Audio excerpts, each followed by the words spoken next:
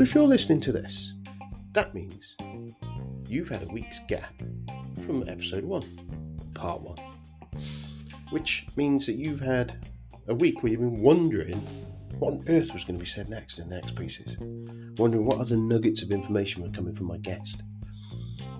And you've had a week where you haven't been able to apply those nuggets because you didn't know they existed or what they were, which is a little bit frustrating, really, because imagine how much more efficient, productive, or amazing you could have been. But you know there's a way around it. You know that you can pop along to Patreon, www.patreon.com/SundayLunchPM, or to Spotify, have a look at the feed, and there's a little lock. Click on the lock and it'll ask you to pay. It's the price of a coffee. That's it. A month. And you'll get everything a week early.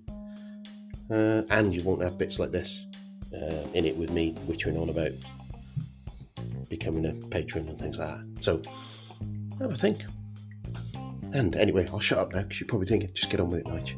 So yeah, here's the second part of the show.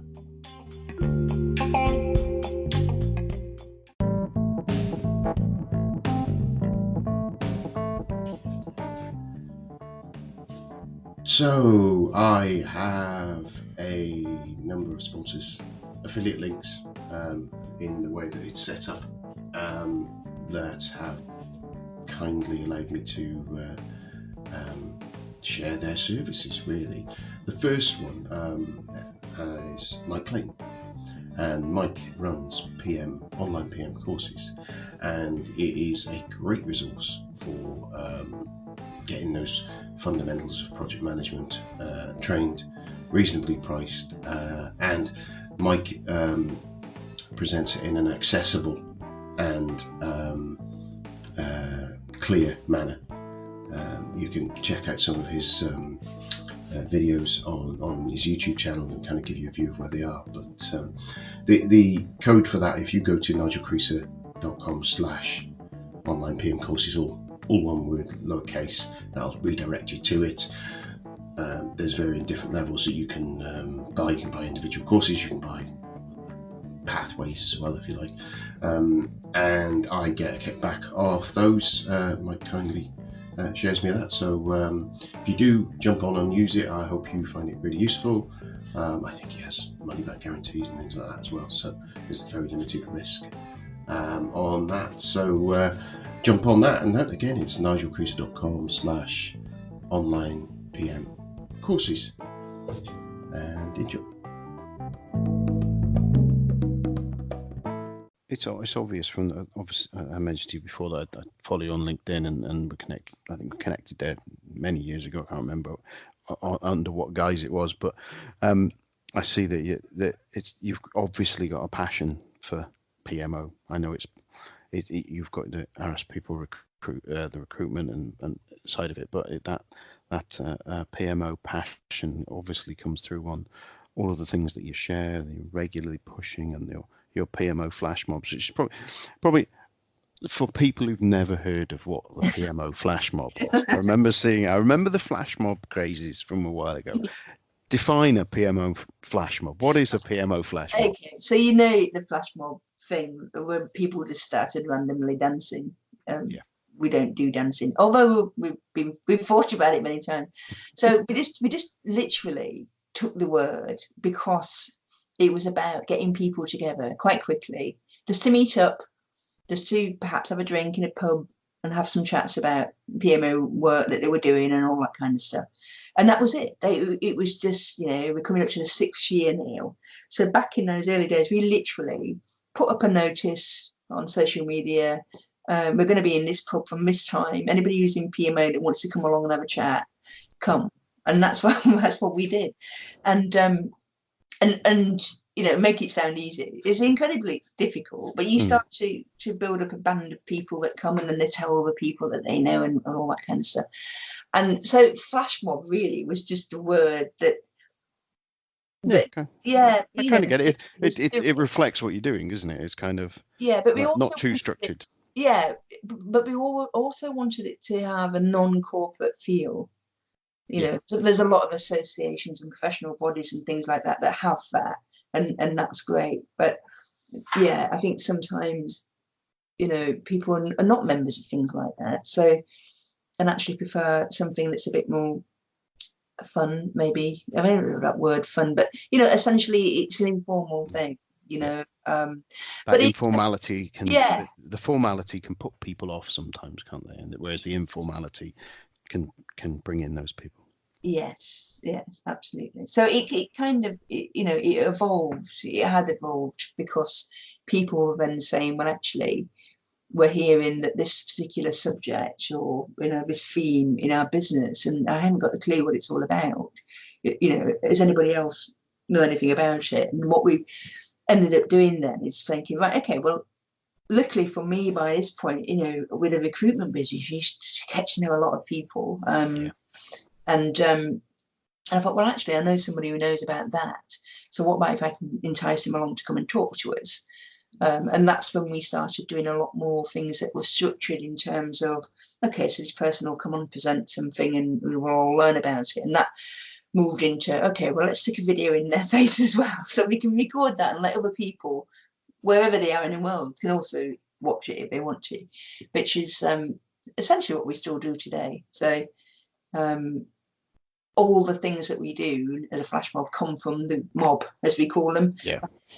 So the mob tell us, you know, this is the challenge we've got, or we see we see like a collection. So you can come along one night, and after we've had a presentation and people are just having a drink at the bar or something, the common themes come up, which makes it quite easy for us then to say, right, okay, so the next one or the next couple might be about this. So and it's lovely, you know. It's it sounds a bit wet, but the PMO flash mob people are really nice people. They, anytime there's anybody who comes along who's never been before, they are very welcoming. They'll make sure nobody stands on their own and not quite sure, and it's all very awkward. There's none of that goes on, because they've all been there themselves at one point, and are quite conscious of it. And I don't know whether that's something to do with being PMO people as opposed to project managers. I don't know if that's just because of the nature of the job that we do, it's slightly different. That they're not, you know, they're a bit more. Well, it's that. I think one of the hard parts of a project manager job is that, and I've heard someone else describe it, is you can be on your own in a room full of people as a project manager, because it is very much a quite a lonely position. I think there's with some of the PMO roles, it's more of a collaborative kind of activity and working with people and coercing and getting to know people sort of thing than sometimes the project manager role isn't. Yeah, no, I totally agree with that, actually. Because it's funny, because we did Project Challenge, you know, the expo show for project management last week, and we had a number of people that come up to the stand. And what's really cute is when the PMO person comes up with their project manager or their program manager, and the PMO person is often really like outgoing and quite, you know, gushing about stuff and just talking 10 to the dozen, whereas the project and program manager just kind of like sits there or stands there with a silly grin on their face, as if just like, wow, I've never seen this person so animated. But you know, it's a different person that gets attracted to the industry, I think. Well, it's the same with a lot of industries, isn't it? You do get a 10, depending on what the roles are. In all different roles, it isn't a case of different character types. And I'm teaching psychology, talking about a psychology degree, and you'll know this yourself, isn't it? It's that you have a tendency, don't you? And some roles suit a certain tendency. Doesn't mean you can't do it if you haven't got that tendency, but it just means that people kind of gravitate to different kinds of roles, don't they? Yeah, it'd be quite nice if you could make it a little bit clearer, actually, for people. But, you know, especially if people are thinking about coming into project management, to understand, okay, yes, there's different roles within project management, but actually I know there's no hard and fast rules, because of obviously a project manager, it depends on what kind of project you're delivering and what kind of industry you're working within. But some kind of guidelines to show people that, you know, if you're going to be a project planner, for example, analytical, probably quite, you know, I wouldn't say introverted, maybe quite happy to work alone and talk to a few people, but not very much. PMOs like this, project managers like this, because I think we focus a lot on the technical abilities of these roles, but not so much about okay, so this is what this job's going to entail in terms of relationships and how you're going to interact with other people, and project manager roles having more leadership traits, for example, than people in PMO, which is quite it's quite right. You're leading a project, you're going to have a different kind of approach to getting people working in teams and all that kind of stuff. But I think it can be a bit of a minefield now. Like I said, for people that are wanting to get into the profession, because we know that a lot of people fall into it. So it's kind of found you. Yeah. So if you flip that on its head and you've got people saying, I want to get into project management, how do you advise them on where to start? Because if they're straight out of university, you're not going to be a project manager straight away. So what's the ideal path to get there? Okay, you learn your technical skills and stuff, but I've found that people in project management roles that I've really admired over the years have really spent a lot of time on their what we call soft skills, but actually the hard skills. You know what I mean? It's that side of stuff that really elevates what they are like as a project manager. Yeah, I think the thing is it's that analogy that people sit there and go, well actually it's sort of it's about people make projects happen. It's not the tools or the skills, the technical project management skills.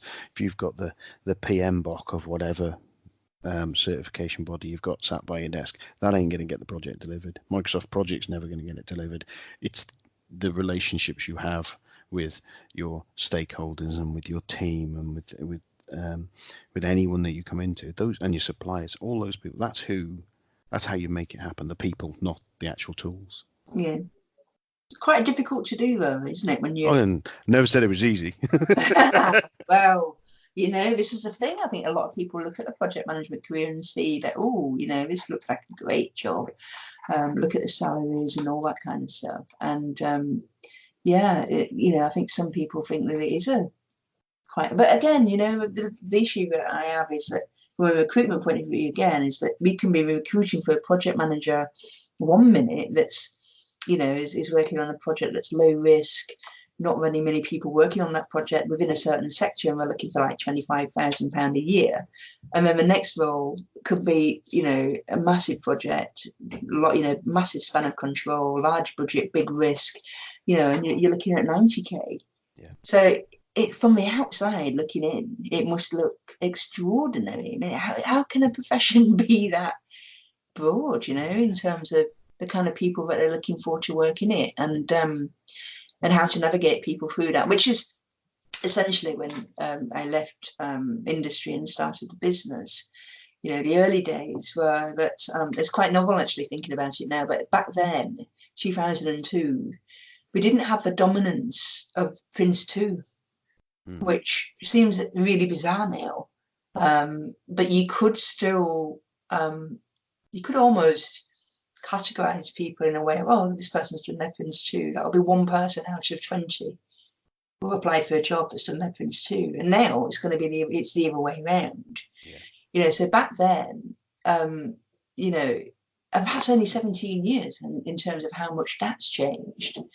And from a recruitment point of view, it's got a lot harder because more and more people are hearing about project management through various different channels, not just popular TV programs, of which we won't mention, but the way, they're not project managers. Yeah. Anyway, there you go. And I assume you're talking about The Apprentice. Yes. That's good. Thank you. Because from watching that whilst enjoying the show, the thing that always made my skin crawl was the fact that they referred to them as project managers. Yeah, exactly. But there's no Gantt chart in their hand. I know. But the other thing as well, it's introduced more at schools and colleges, isn't it? That people are working on projects. When they're doing a piece of work now. Which I think I believe is a very, very good a good behaviour, because it is a case of, whilst they don't necessarily, the next step is to teach project skills, and I have two daughters who shake their head at me when I have used sticky paper and a create a Kanban board for us to do some weekend work or anything. Maybe I'm just a bit of a geek on that point of view. But I think the tools and techniques for time management, which is what they are, for managing your own projects, breaking down a piece of work into the constituent parts, deciding which bits need to go before which other bits. Yeah. It's basic skills along there with mathematics to solve any problem, never mind a big project. Yeah, and that's project management as a life skill, and that's partially an issue, because if you're getting a lot of people wanting to get into project management because they've learned some of the life skills, like you're talking about, and but of course industry is looking for people that have got more formal project management skills and experience and knowledge, and I think that education piece is not happening. Yeah. So you get a lot of disappointed people. But it's not impossible, because nothing is impossible. You could get into project management. However, these are probably some of the steps you're going to have to take, and it'll be tough. Yeah. But I'm guaranteed that when your daughters are older, though, they will love all of that. But actually giving them some stuff, because again, a number of people that I know that are working in project management have Kanban type boards in their kitchen. Yeah, you know, but that's how they manage their family life. Well, we started using Trello a little bit to do some things, and it's kind of, you can kind of look at it, and if you don't, you just use the tools, and the tools can be useful. It's a different tool. You've got somewhere you've got to manage those tasks, haven't you? And it was literally, I had a lot of gardening to do, so I just thought, right, we're going to do it all as a group. Let's write them all up there and stick them on the one window, and I had 3 windows right next to each other, and it worked perfectly. Yeah. Whoever had one doing, stuck it in the middle, we were on our way. So it kind of, and it's all you making progress. Be proud. Don't call yourself a geek. Yeah, I didn't. I do take geek as being a positive these days. Yes, it's good to be there. But I drew the line at doing any burn down charts or anything. Absolutely. It was only a weekend. Agile is what we want.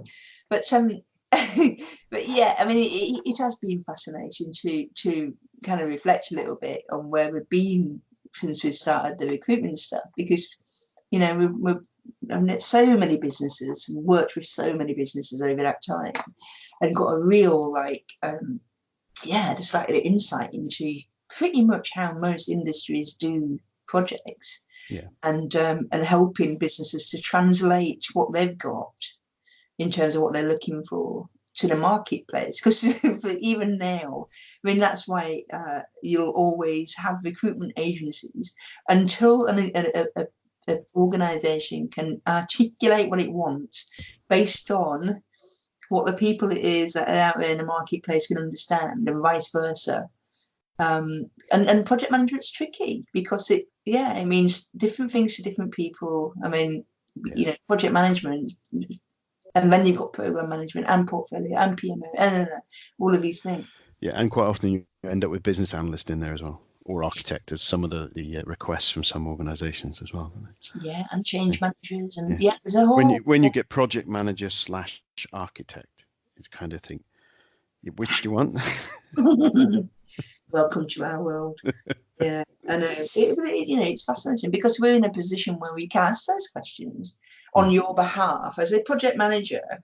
You know, we obviously understand projects, and when you get some of these bizarre job advertisements or job profiles, and you can quite clearly see they're not really getting it, then you are able to ask some of those questions, and it can be difficult for them to articulate. So, you know, I don't think that's going to go away. I think, if anything, it feels like it's getting more complex.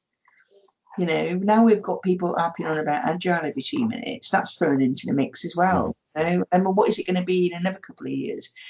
You know, I went to a conference the other day, and they've got digital project management. Okay, so how's that different from some of the other things that are already out there in the marketplace? And they class themselves as a different kind of beast. So yeah, there's a hopefully I'm in conversations with someone who's involved in digital project management, and talking to them at some point later in the year. So that'll be interesting to get that take of how the difference is, because I sometimes struggle with that kind of whole we're digital transformation in an IT industry, and it's fascinating, and the pace of the change of those sort of things is quite quite rapid as well, isn't it? Yeah, but one thing I would say in the pro digital project management, I think that actually that will be a gateway for a lot of millennials to workplace and working in projects.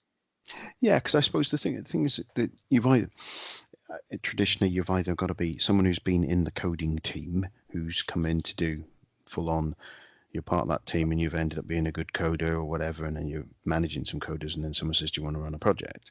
Or you've been part of that project office setup, and that you've been working alongside a project manager, deputizing for the project manager, and then the project manager goes away, and then you step in, and then they go, well, you can do that. Yeah, I'll have this one and do that. And that's kind of been some of the ways through. Whereas I suppose if you've got these agile scrum teams of 9 people, having multi-skilled different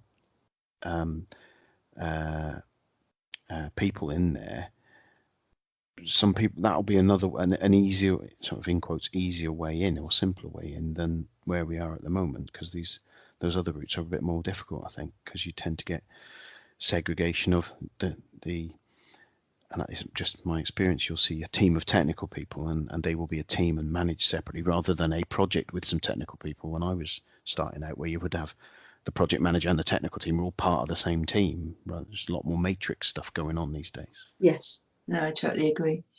Yeah, so you can see that in terms of not only are projects getting more complex, but so's the project management structure around that. Yeah, absolutely. Very fascinating, though. I mean, that's part of the reason why ARIS is still around, is because of our passion for project management and wanting project management to be a true profession, and to attract good people into it and retain them, and all of that kind of good stuff. Because one of the things that ARIS does each year is we have a benchmark report, which we've been doing for, I think it's now 10th or 11th year, so you can see a comparison across those periods of time to actually understand, well, what is happening, not just necessarily at a salary and a rate level, which is that's the stuff that's in there, but to understand how our project managers educating themselves now. What are some of their challenges? What are we doing about Agile really? And all these things that pop up each year, and we do it because we're interested. We would do that and write that report just for ourselves, because we are intrigued, because project management is fascinating.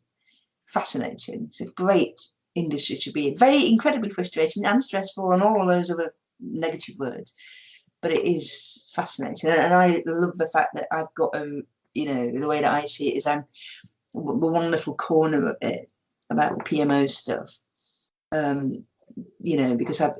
because we've been doing it for so long, not only in recruitment but with the flash mobs and the conferences and all this kind of stuff. But I've met some great people. And that's what it's all about, is if you can meet other people that are equally passionate, have some brilliant conversations and sharing stuff. And, one of the things that I know you'd mentioned about, what it was that people, like podcasts that people listen to and websites that they read and things like that. And I think in a busy world that we're in, you find it incredibly difficult to have time to do these things, is that you need people to curate it for you. You need somebody that you admire, that you're friends with, that you think something quite a lot about their opinions, that they're sharing stuff with you because they've curated it. So of course I'll read this bit because you've sent it to me. And I think that's become a lot more important, especially for me. And I'm sure there's a lot of people listening. But it's like, where do you get the time for all of this? And I think that's where the network stuff comes in. About being able to share this stuff, and I'm fortunate that I've got a WhatsApp group with some close friends that are leaders in their field in PMO, and they're always sending stuff through, which is fab. I think the thing is that social media, having that trusted group of people that you can either you follow, you watch, you're connected with, and sharing between each other, and especially with newer stuff, it's really handy to have those sounding boards of each other as well, kind of going, is it me? I'm going crazy. Yes. That this is good, bad, indifferent, whichever, and they can validate your that you're not. You're actually, you are finding it difficult, or finding it odd in a way, or finding it new as well. And just the fact that this is new, I haven't realised this is around. And I'll admit that the phrase digital project manager only came into my sort of consciousness in probably the last 12 months at most, probably. Right. But I know there's been lots of digital projects going on all over the place. So again, that's one that I'd sit there and go, oh, that's new. Why? Why is that new? Why have I only just spotted this? But these things gradually come to the surface. That Agile was a similar sort of thing. Is that been around for donkey's years, isn't it? And it's in with that web and mobile development stuff, and that it seemed to have bubbled to the top a bit more. Yeah, I think I'm fortunate in the job that I do, which is running different businesses.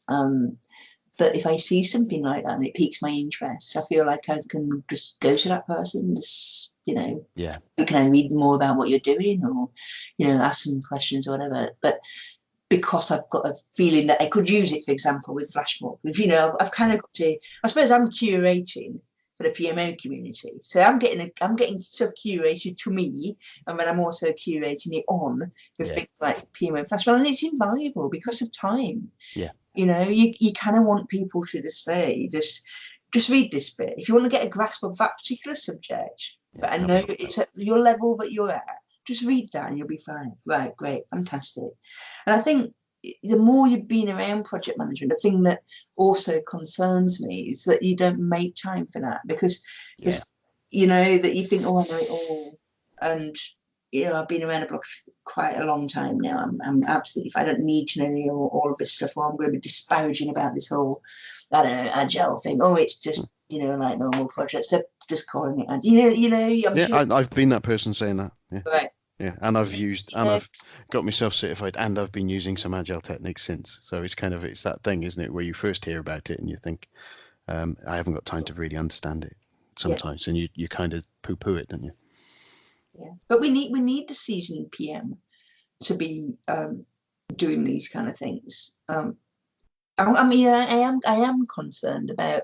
Like I said, we do this report at ours, and what we're seeing, over this 10, 11 years is that the seasoned PM is dropping off, and because of retirement ages or whatever else, and the conveyor belt is not pulling in stuff at the other end, and it is a concern for project management, is what's going to happen to it, because the only thing that I can explain it as is that if you're not getting them coming up through from, say, university age right onto the conveyor belt, the other thing that a lot of people do, again, just from experience with the recruitment agencies, that we do a lot of advice when people want to have a career shift.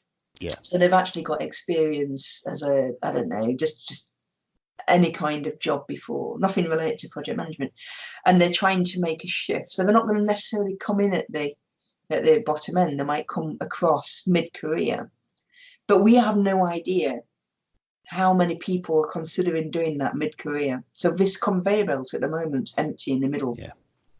So this is the kind of stuff I love talking to people about, and it's interesting. I really don't know what's going to happen to it, and it's lovely. Obviously, seeing reports that come out from PMI about we're going to need X million people in various different parts of the world, and I think, wow, where are they going to come from? Yeah, and I suppose then you got coupled with that, and it's again new things is a lot of. And I'm sure I've seen something recently in LinkedIn about how.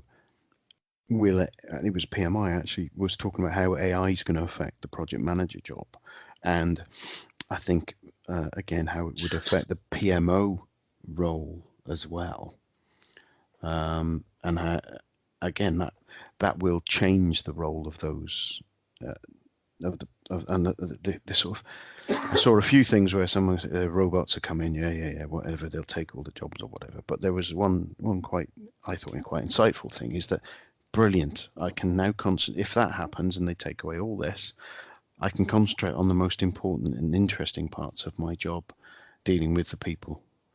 and I thought that was a really good point of view of how those things happen, is that you can automate. It may, the shortage potential may drive a greater charge towards automation, because as PMs, rather than doing people out there doing 15, 16-hour days, if they can get rid of the what's the word? Not routine, but the things that can be automated, that need to be automated and should be automated, because it'll change the dynamic of what the projects are doing. Yeah, no, exactly, and that's one of the subjects that we had just last week at the PMO Flash Mob about the data analytics stuff, because the PMO has a lot of dross in its job. It's a lot of handle cranking that just needs to go, so you can concentrate on the stuff like you say, dealing with it. Yeah, and the guys can rather than creating the reports, can analyze the reports and have more time to analyze the data that's there, rather than create the data that's there. That's where the value is, isn't it? Is that analyst role? Yeah, and we're going down the route now and looking at, this is analytics stuff, and then we need to be looking at this whole storytelling thing and insights, and so it's a really interesting job. You get to so much stuff to look at. So hopefully, people listen to this, and hopefully it'll excite you if you're not already in project management. But it should, hopefully it will. It's the just thinking, because your role has kind of not been the traditional project manager kind of role, but just thinking about the things that are associated around the project management, what would you say, and this is purposely mischievous question really, what would you say is the biggest screw up that you've had in your career around project management, and what did you learn the most? I learned the most. So what was the biggest screw up, and what did you learn from it? The biggest screw up. Or are you perfect? No, I think I think the biggest screw up is when I'm not handled the redundancies and stuff like that. The people side, the people management side of the job. Yeah. So it's not so much about a project deliverable or anything like that. Only because I probably wouldn't see that as being something that would stay in my mind as much, because I think the things that involve people and their livelihood and all of that, people getting upset and stuff. Plus I was really young. Yeah. So I'd not been around the block at all, and my interpersonal skills were probably terrible, and I just cringe at it now, and I probably remember it more than the person that ultimately was getting the notice. They're probably a great thing for them in the end, who knows? But that's the kind of thing that kind of, if I had to think back, and I wish, what I learned from that is I never want to be in that position again. So I do want to know about how to deliver bad news in a good way, if that's possible. And that's why, again, it stems back to a degree. I've never stopped reading about all this stuff that comes out, psychological research and stuff like that. And I just think, it's such a great stuff for project management, because you have got to learn how to build rapport with people and show empathy and all of that kind of stuff, which understand neuroscience and how buyers work in the work that we do, and there's lots of stuff. And I think what I didn't realize, it was only until I managed to had a really bad situation that I thought, well, actually, and I don't want that to happen again, so I need to understand more about how we'll do that differently. And you kind of look more for different theories and models and stuff that you can pick up and use. And the great thing is I suppose the biggest thing that you learn is actually you can learn it, but you have to practice it and not be scared to practice it. You've got to get it wrong, haven't you, some ways, in order to get it right. Yes, and it means practice. And I think most people will go on a training course or whatever, and you think, right, okay, I know about Neil, but actually, it's like a muscle, isn't it? You've got to keep using it. And I think I try and do that. I try and do that. I mean, I went on a coaching course the other day because we've now got a training company as well, all around PMO. So it carries on. But we had a coaching skills course, and there's a couple of things that I picked up there, and I'm using it all the time. Just like you. It's you just never know where you're going to stop learning. I don't think you do you? No. Well, I think if you stop learning, that means you've stopped listening. So it's kind of you've got to be seeing what's going on, because everything changes. So by that same virtue, because things are changing, you must learn something new. Yeah. I go back to the fact that me and my brother used to be able to use the video recorder properly and program it to record stuff, and my mum and dad couldn't. So yeah, they didn't learn something new. That was a long time ago when we had to program them, though. Oh, how it's changed. Yeah. Well, I'm just looking at the clock now. We're just clicking over the hour, so I'm thinking that I'm holding you back from the rest of your evening. There's a couple of other questions I wanted to ask, if that's all right, if you've got a little bit more time. Yeah. So one was a kind of a flip side of this group. What was your proudest? What would you say is your proudest achievement within the project management or within the recruitment field? I think it's actually the proudest moments is actually being able to have the nerve to set up the businesses in the first place, and to make them profitable. And if you look at it like that, it's the biggest project that I was going to be faced with. And to be fair, we use all the project management skills to do that.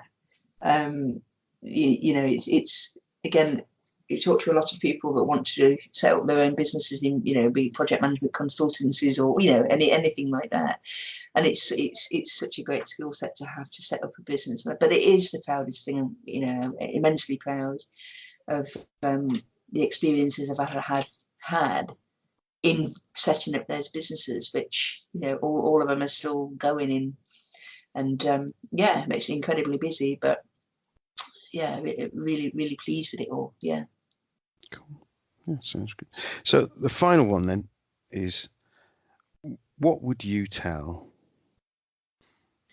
young Lindsay Scott on the first day that she started getting involved with this whole project circus? What would you say to yourself? But I'm already telling myself what's the worst that could happen. So every time an opportunity comes up where you feel like you are going down that route of imposter syndrome and trying to pass yourself off as being something that you're not, is perhaps is to have that more self-belief, I think. Yeah. I think in the early days I lacked in self-confidence and stuff. And, I'd probably say to my younger self that, actually you can do this because, you've got a brain in your head and you can talk and engage with people. And that's all that project management is. It's not rocket science. It is actually just working with people and working with them well, and listening. And, there's nothing that should exclude you here from being able to do a good job. And, at that age, first day on the job, you are just a rabbit in a headlight. I'm like that most Monday morning. Yeah, and but then something kicks in. You say, right, okay, so how do we deal with this? We do it in a classic project way, which is to break it down into smaller pieces so it feels manageable. I mean, I still say to myself now, when I've got various projects going on with the business, the new website needs doing, or we're just doing a massive conference of 400 people. It's all the time, and you just that's what I'd tell my younger self. Just break it down into manageable chunks, deep breaths, self-confidence, self-belief, and you will be fine. And click your heels. And then... That's fantastic. Well, I've run out of. I've got a lot of questions, but I'm not going to keep you here all night. I could talk all night to you, Lindsay. It's been a great conversation. Is there anything that you wanted to chat about, cover, promote? Maybe you've got a conference coming up, I have. You've heard a plug or anything like that? Yeah. Well, if you're into PMOs and you've not come across this before, please do go and find out about PMO Flash Mob. If you put that into Google, I'm pretty sure there'll only be one of us. And we also have a conference coming up in June in London, which is the biggest gathering of PMO people in the UK, and that's PMO conference. But just generally just add to PMO Flash Mob and it's all there. Loads of stuff, videos, reports, papers, all sorts of things for people to delve into. And if you're not necessarily into the PMO field, go and have a look at ours, people. There's stuff in there that's more career recruitment related. I did mention a report tonight. It's available for you to have a look at. And I think you'll enjoy having a look at, not just about, like I said, salaries and stuff, but some of the other things that practitioners are thinking about and doing right now. And it's a good read, certainly worth half an hour of your time. And that's ours, people. Okay, that's Brilliant. it. I'll put all that in the show notes for people to be able to click on those links.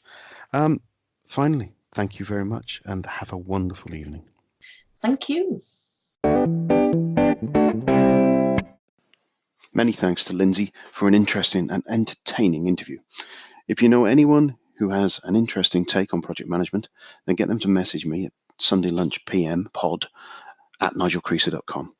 And if you have any questions, comments about the show, then use the same address or catch hold of me on Twitter, Facebook, Instagram, etc. with the handle Sunday Lunch PM. And if you'd like to support the show, you can do in several ways. By far the easiest and cheapest is share with your friends and colleagues. Next easiest is to craft a quick 5-star review, maybe, on whatever platform you're listening from. You could grab a free copy of When I Were a Project Manager. There's a link in the show notes, and let me have a review for that too, maybe another 5-star. Buy a copy of Project Management, the sketches, start dipping in your pocket now. There's a link in the show too. It's a bargain on Kindle and on paperback.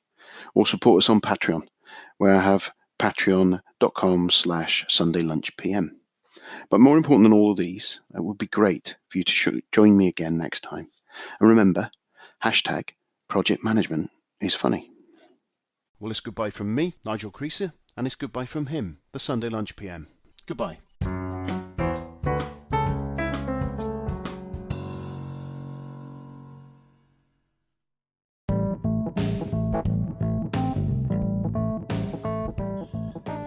Another great sponsor of the show comes in the form of AirManual.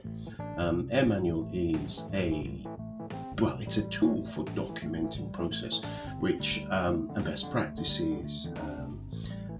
It's a company formed by one of my interviewees, Alexis Kingsbury. Essentially, and I kind of summarised why my view of where we see documentation, a lot of my experience has been people will document something, a process, they'll put it in a Visio diagram that gets loaded onto a SharePoint site or something similar, and then a bunch of that. So then once that diagram's been shared with senior management, they're happy they have a process in the business. But then the detailed procedures underneath it might be in Word documents, in just poorly kept and not linked easily and not updated. And what AirManual does, it allows you to put in it's a tool for doing this kind of thing. You whack it in, the service in there, get in there, put in your process, your flow, and you build it down to as low a level of detail, even to the point of checklists where people can check off they've done it. So it creates that guided checklists, easy to create, easy to maintain, and all in one place. And no one's kind of rooting around to find the SharePoint, and then when you change to new SharePoint services and all that stuff, it's all there. So if you pop along to nigelcreaser.com/AirManual, there's a bit more detail there and a link there to click on to go and get. I think they offer a trial and things like that. So it's something that I think can easily reduce the amount of errors, rework, etc. within our organisation. So take a look.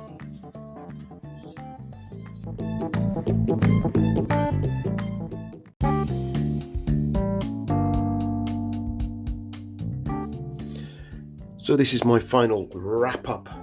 Every week you're going to hear this, you're going to get bored of it, but you can always click next podcast if so. If you have enjoyed it, if you listen to this podcast to the end of this show and you think that was great, I'd love to be able to help Nige out. There are loads of ways you can do it. The first and obvious way is to share the podcast, send it out to people. If you know colleagues and friends who'd benefit from it, you think they'd enjoy it, just send them the link. Grab one of the links, or send them to www.nigelcreaser.com/podcasts. That's www.nigelcreaser.com/podcasts, and that will push them over to a Linktree link, and it's got all of the different ways they can consume the podcast.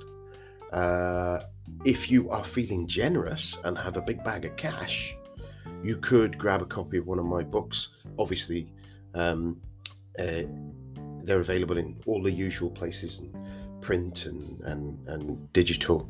Again, jump on the website, www.nigelcreaser.com/shop, and that will give you a list of all the different ways that you can contribute and grab copies of the book. Also got links to all my guests' books on there as well, where I get a little bit of a kickback from them. If you are of a sporting mind, I have a number through doing some of my judo and running antics. I've managed to secure a few affiliate links and affiliates there as well. So in there, somewhere in the sponsors page, there's links to those as well. So clicking onto those and grabbing if you're looking to get super fit, then that would be fabulous as well, and I get a little kickback from those. I have a Patreon account. It's patreon.com/sundaylunchpm. So again, you can ping something in there, buy me a coffee or whatever. And finally, obviously the most important is coming back, listen again, because the more of you that come back, the more visibility I get, because there's more times that it's downloaded and all the SEO works and things like that. So yeah, that's it. So if you can help me out, I would be much appreciated. If you can't, don't worry about it. Thank you very much. Cheers now. Bye.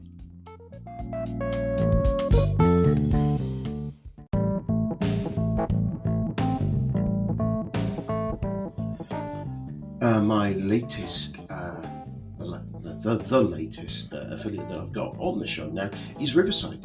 I use Riverside to do my interviews, Riverside FM. It kind of offers you a whole, if you like, micro studio management producer tooling and goes beyond that. Has a really good free layer.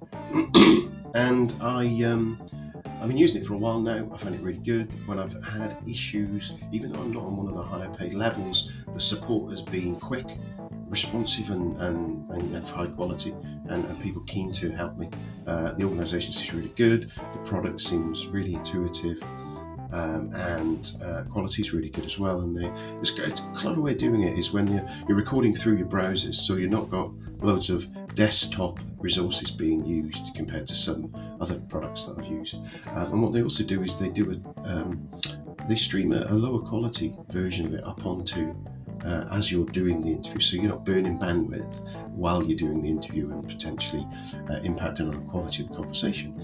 And then at the end, it uploads it, the higher quality from your browser. It's just a really good way of doing it. So if you are thinking of doing a podcast and someone's doing a podcast, I would recommend using this tool. I found it really good. Best of the tools that I've tried using to date. And you can get that at nigelcreaser.com/riverside, and that will redirect you to my kickback page on their site, and there I will get a little kickback from them. So take a look. Thanks. Well, it's goodbye from me, Nigel Creaser, and it's goodbye from him, the Sunday Lunch PM. Goodbye.